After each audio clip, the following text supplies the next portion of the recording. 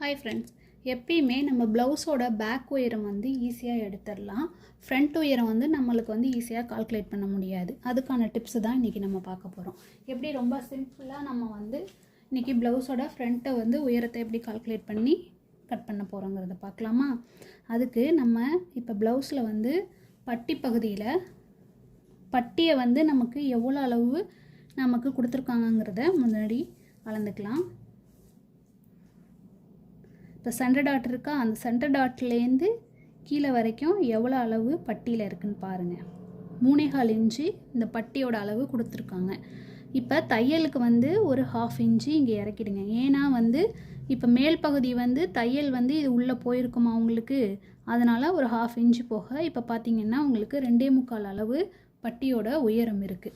இப்போ இந்த ப்ளவுஸோட உயரம் வந்து பார்த்திங்கன்னா 15 இன்ச்சு இருக்குது. 15ல் இப்போ ஒரு 2.25னா ஒரு 2.5 வச்சுக்கோங்க.